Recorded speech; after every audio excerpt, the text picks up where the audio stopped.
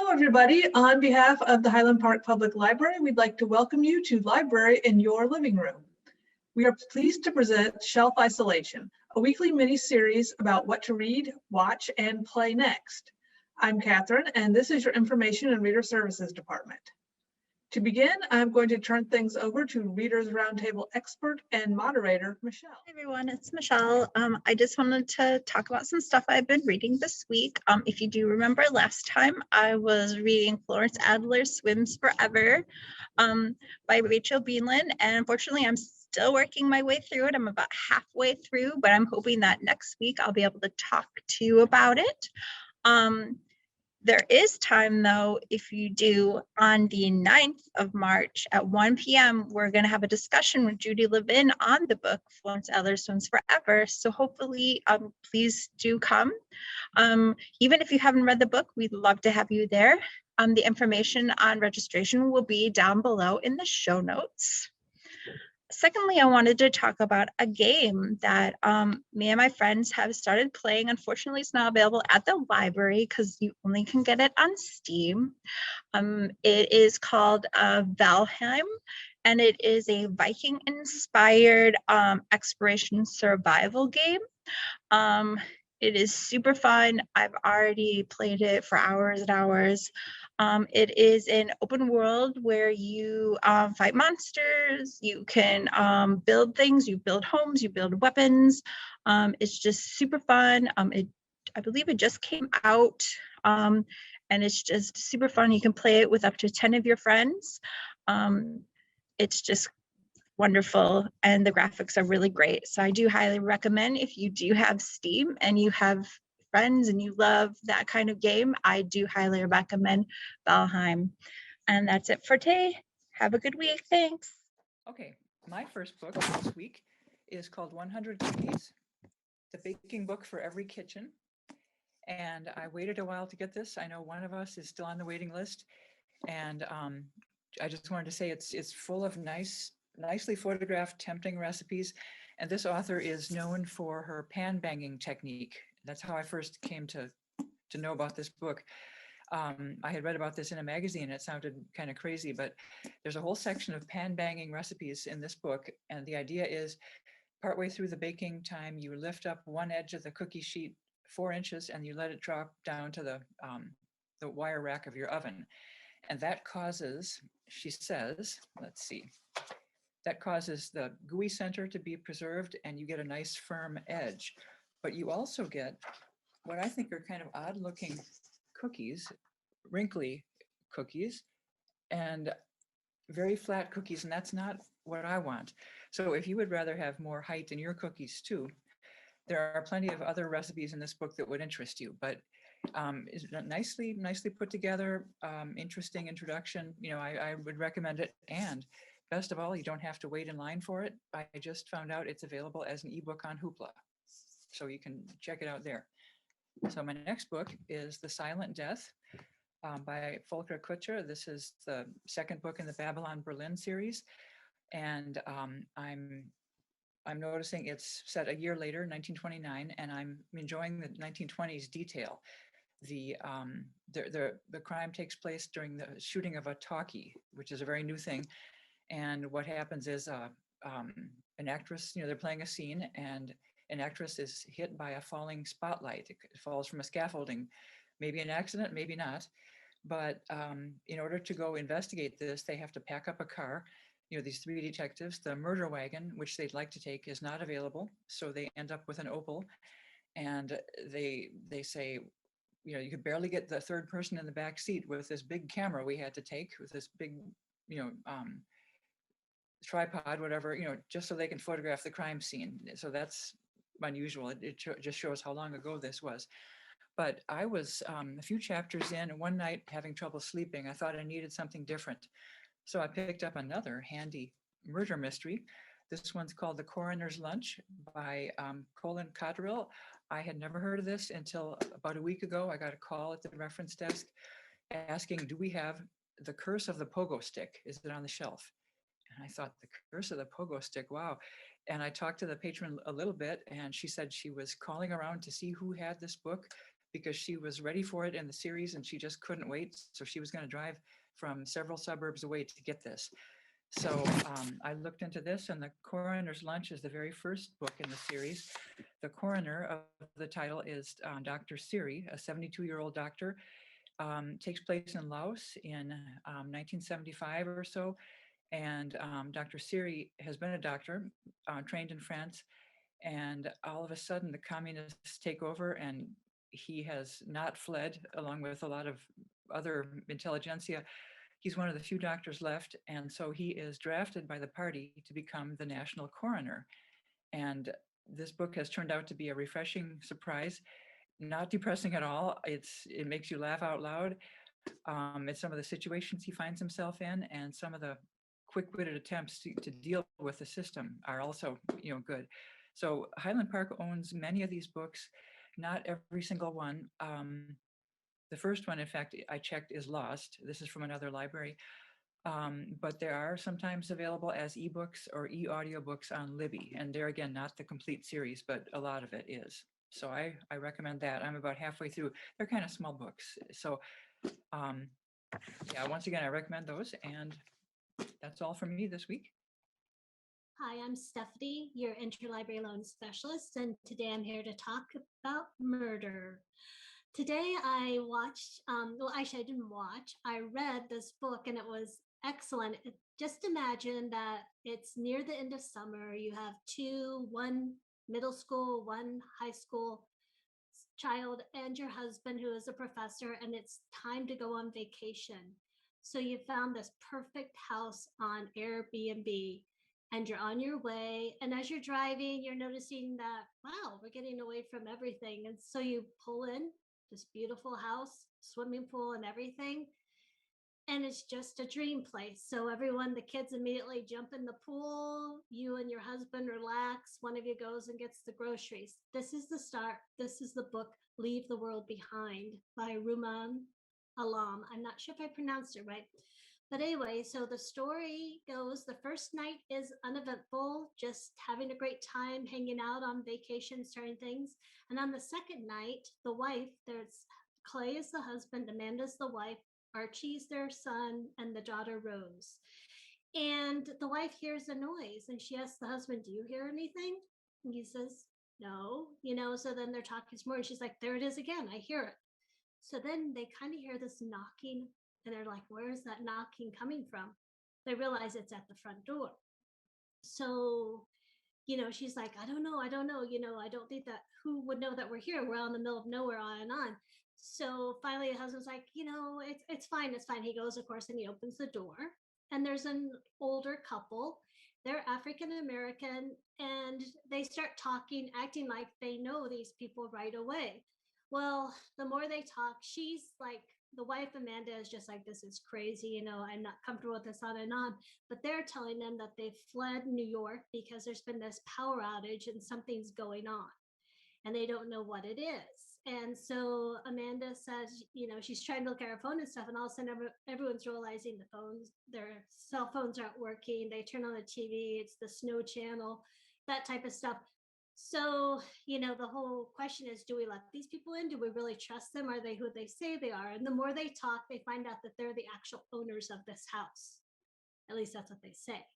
So the story continues, and it kind of goes back and forth, like weird things start happening. Like the daughter, Rose, looks out the window the next morning, not realizing that these people are here yet. And she noticed some deer outside. It's not just like a herd of deer, it's hundreds of deer. And she's just fascinated. So she kind of walks out and stuff. And then they kind of notice all of a sudden there aren't any planes flying over and all this stuff. So the story goes on, and it goes back and forth, kind of telling the story between each person, kind of like their thoughts on the other person, in their mind, but not really saying it. But it's a really good story. It looks, it makes you question, how you judge people right off the bat. Do you really trust their stories? What would you do if somebody came to you and you're out in the middle of nowhere? You really want to go home, but you don't know if there's a home to go home to. It was a really good suspenseful book. I really enjoyed it. And I highly recommend that one. Now, I'll continue with murder. I read the third book of Helen Tursten's series with Imbala Nystrom called Snowdrift.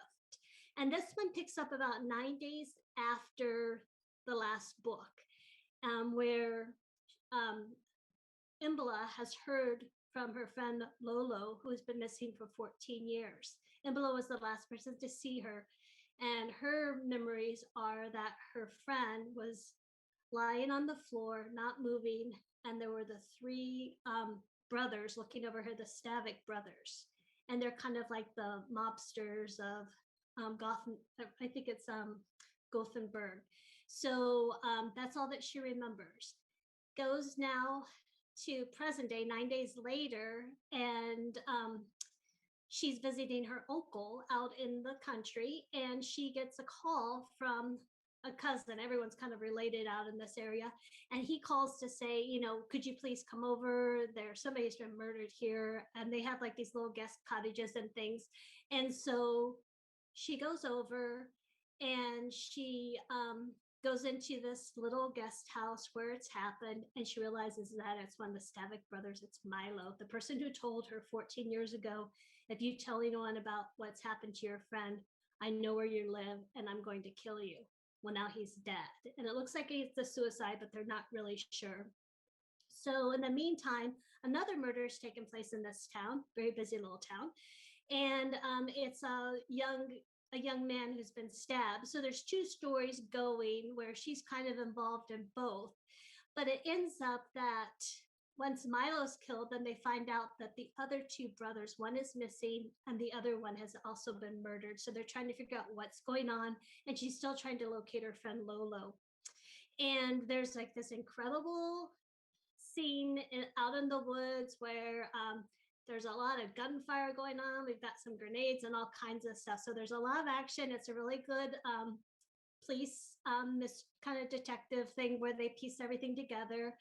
And I loved it. I think it was by far the best book in the series of the three that I've read. And I'm sure the way they left it off, there'll be another one. So we'll have more murder to talk about. And finally, the last one I talked about before, but somebody cut it out. So I'm going to try again. It's The Moonflower Murders by Anthony Horowitz. Now, Anthony Horowitz and Sophie Hannah, whom I've talked about in the past, they both have been approved by the Agatha Christie estate to write books representing her estate. So his books have it. If you like an Agatha Christie book, you're going to like this series with, it's the second one with Susan Ryland as the character. She's a former book editor who now lives in Crete with her boyfriend running a small hotel. And she's approached by this family, there's Trevelyan's, and they come from England and their daughter's missing. And they've been told by somebody that she can help them. And she's like, this is really strange. She's at this small hotel, you know, with a very obscure place. And these people come here. So she agrees because they're kind of struggling trying to make ends meet with running this hotel. So they say, yeah, we'll give you 10,000 pounds if you can come back, help us find, you know, what's happened to our daughter. So she comes back and it ends up that the whole story is based on a book by her former author who died in the Magpie murders, which you should read that one first if you're going to read this one, book two. So that way you can follow the story much better. But anyway, so Atticus Blunt, the character in these stories, is telling the story about what has happened. So it's really cool because she's reading the book, the Atticus Blunt book, and she's trying to piece together what's going on. And supposedly there's clues in this book who really killed this guy at this hotel that this daughter who now is missing has figured out. And it has lots of good twists and turns, lots of interesting characters, some just really unbelievable moments in the book, but I definitely recommend this one too. So I'm 3 for 3. They were all really great books that I read this week, and I hope you enjoyed them. Thank you, Stephanie. Today is March 1st. It starts Women's History Month. So because of that, I thought I'd share this. It is both a reference and something you can check out. It's called Woman Building Chicago, and it's in a biographical encyclopedia of women in Chicago. There are 4 women who lived in Highland Park who are described in here. including Mae Watts, and landscape architect and naturalist, friend of Jens Jensen. And but the one I want to highlight is Merrill Abbott. Merrill Abbott, I'm going to hold this whole book. There's no picture of her in here. Was a dancer and choreographer, and Tribune called her the dean of choreographers. And she both used to dance at the Palmer and choreograph movies.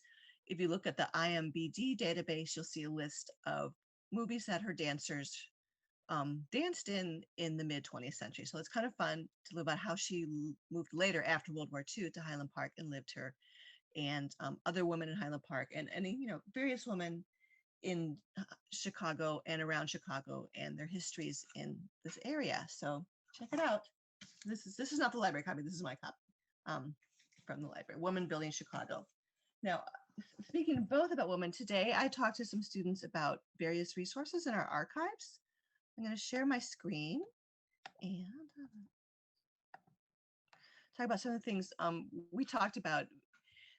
Resources. This was supposed to happen last month, but you don't have to specifically keep your subject to the month that this history celebrated, Black History Month. So in the late 19th century, there was an opera house, pre-Ravinia, called the Goldberg Opera House on Central between 1st and 2nd in Highland Park on the north side of the street.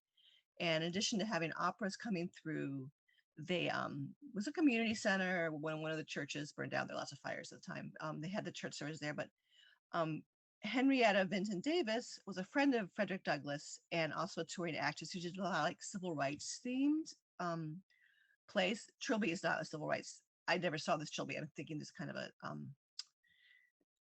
an adaptation they did. But so in the turn of the century in Highland Park, Henrietta Vinton Davis came through Highland Park and gave a play, Trilby, at the Goldberg Opera House with an all-black troupe that was traveling, that was very well known. And I thought that was very interesting. That's one of many things I shared with the high school students and other people about how they can research how Highland Park worked with different groups and its history. And so thank you. I'm Catherine, and I'm going to talk about a long book, Ducks Newburyport by Lucy Ellmann. Not everyone loves a long book, but I do. This book is 1,000 pages long, but I know that if you're watching this, then you are a reader. This book is stream of consciousness from an Ohio mother of 4 who was born and raised in Evanston, Illinois, who's the wife of a professor and has a home-based pie making business. So she makes pies and she sells them, to restaurants and shops in town. She's a shy woman. She's afraid of open carry, and she frets a lot about her children, like most mothers would. And her mind is often just running through everything, her thoughts on everything, sometimes just list of words that sound the same. If you just stop and think about all the things that you think during the day, it's a lot of stuff, and it's a lot of repetitive stuff, and that's what this is, but you really get inside her mind and to know her personality. And that's the whole book, pretty much. There are also brief scenes about a mountain lion, and I got really invested in this mountain lion. I really liked this book. It's a bit daring of the author to ask so much reading, but I think it was worth it. And that's my only book for tonight. Greetings and salutations, Highland Park. I recently watched One Night in Miami, the directorial debut of Regina King that focuses on an imagined meeting between Muhammad Ali, Jim Brown, Malcolm X, and Sam Cooke, the night Ali, who's still going by Cassius Clay at the time but would change his name the very next day, defeated Sonny Liston in Miami in 1964. Now, despite not being historically accurate, One Night in Miami does a respectable job of being true to each of these men and representing where they were at this point in their lives and respecting each of their points of view while allowing them still to rub against each other in a way that's both compelling and feels true to the 4 influential figures and their different takes on how to best help the struggle for equality succeed. I especially enjoyed the performance of Eli Gorey as Ali, who captured both his endless bravado and the relative youth of Ali at that point. In a way, It reminded me of one of my favorite pieces of writing from film critic Roger Ebert, which was when he watched Rocky II with Ali at a private screening, with Ali providing commentary and context for how well the movie mimicked the sport of professional boxing, as well as the places it fell short. There's in both the same sense of wonder and bemusement, despite the fact that the interview's at a much later point in his life. It also has one of my favorite Ali quotes ever, and I've got the link down below for you to check out. I won't spoil it for you, but it is great. On a much lighter note, I also did a rewatch of Ascendance of a Bookworm, an isekai anime that finished its second season in the middle of last year. Now, for those unaware, isekai refers to a genre of light novels, manga, and anime series that involve the protagonist being either displaced, reborn, transported, or trapped in some sort of parallel world. For the most part, it's been very popular in recent years, and you have series like Sword Art Online, ReZero, Starting Life in Another World, That Time I Got Reincarnated as a Slime, Log Horizon, and others that, while good on their own merits, they involve the same sort of video game adjacent fantasy worlds that make most of these feel very similar. Ascendance of a Bookworm veers very quickly towards something different, as the main character is a college student on the cusp of her Master's of Library Science, who is crushed under a pile of books during an earthquake and is reincarnated in the body of a sickly 5-year-old present in a sort of generic fantasy setting. Now, after adjusting to a circumstance, she realizes the one thing she misses more than anything else is reading. Unfortunately, that's something that is left to the purview of rich merchants and royalties. In addition, while she retained all the knowledge she had before the accident, it did not include the ability to read in the language of this foreign universe. The series is then a combination of her learning the intricacies of the new world while applying the knowledge of things we take for granted here, but would be special in a medieval setting. Now, the anime is only available for streaming on places like Hulu or Crunchyroll. The manga is available, that is based on, is available from our consortia partners. You should give it a try. Thank you very much, and remember, do not give in to astonishment. Hi, it's me, Lori. I'm here tonight and I'm going to talk to you about a book I listened to in the past week called Why Fish Don't Exist by Lulu Miller. It is a nonfiction book. Lulu Miller is a science journalist. And if you've ever heard the saying, all our idols have feet of clay, it's kind of her investigation into one of her idols, whose name was David Starr Jordan, who lived from the mid 1800s through the into the 1900s. He was a scientist. He was a taxonomist, a student of Louis Agassiz. He became the youngest president of Indiana University, and he collected and named many, many fish. And he endured not one, but two disasters that pretty much wiped out his whole collection. And she talks about how in her own life, she's had